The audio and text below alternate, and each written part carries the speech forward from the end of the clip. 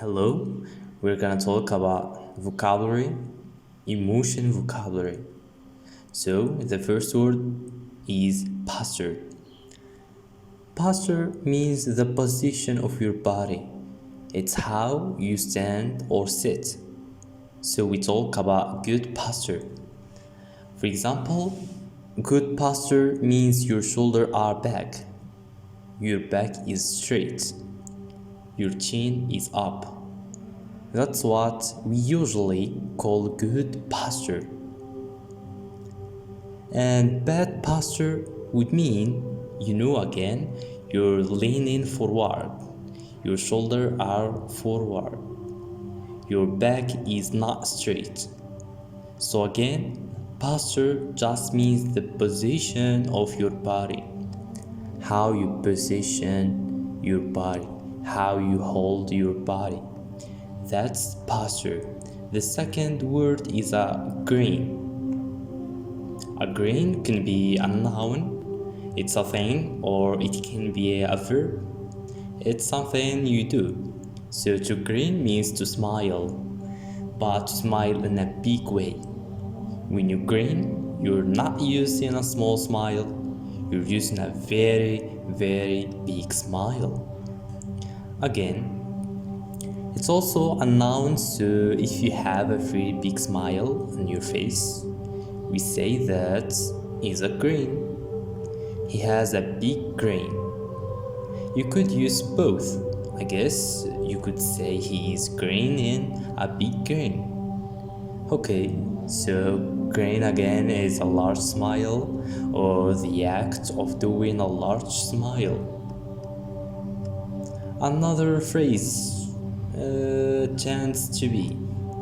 He tends to be an angry person. Tends to be means usually about ED persons. Usually ED persons usually is. So he usually is an angry person. He tends to be an angry person. So it's something that usually happens. Usually is true. Mostly is true. But not always. Not always. So I could say Tomo tends to be happy. It means she usually is happy. It's her normal thing to do or normal thing to feel, but not always. Sometimes she's not happy. So tends to be usually is or often is or mostly is. So tends to be is usually is or often is or mostly is. Okay, another word is shifting. Shifting your body, and the verb is to shift. To shift your body means to move it. It really means kind of to change its position. A shift is a change of position. So if I have my head down and then I shift it, then maybe I move it to a different position. No, it's up. I shift it from down to up. We use this in other areas, not just body. You can use it for driving. For example, when you're driving, you can shift from first gear to second gear or reverse. You're going backward. Then you stop. You shift the car and you change and you go forward. So again, you're changing the gear position. Okay, so shift is a change in position. Let's talk about shallow breath or shallow breathing. And also the word deep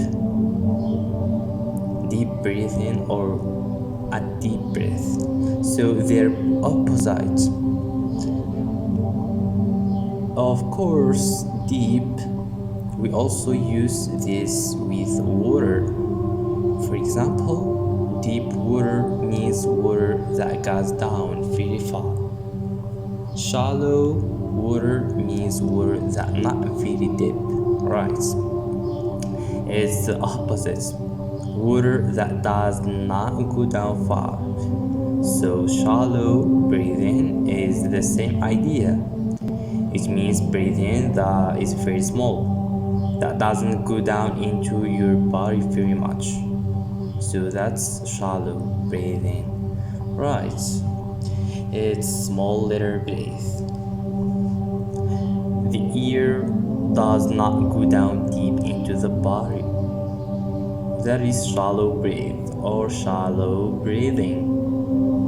And the opposite is deep breathing is right. The air goes down into my body very far, very deeply, but shallow does not go deeply.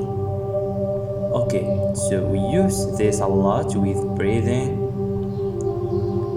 Shallow breathing and deep breathing, they're opposites. The last word is force. To force, using it as a verb, an action. To force something or to force yourself to do something. It's a very common phrase. The whole thing again, to force yourself to do something. For example, force yourself to smile. So force means to try hard. It has an idea that you don't want to do it, but you do it anyway. You make yourself do something difficult. You make yourself do something maybe you don't want to do. So you use efforts, you use your energy, you use your power to do something. So when you force something, it's the opposite of relax. It's the opposite of doing it effortlessly.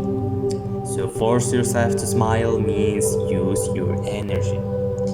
Make yourself smile. Even if you don't want to, use energy. Force it. Try hard to smile. So that's to force yourself to do something. Thanks for watching. Don't forget subscribe and like and comment, of course.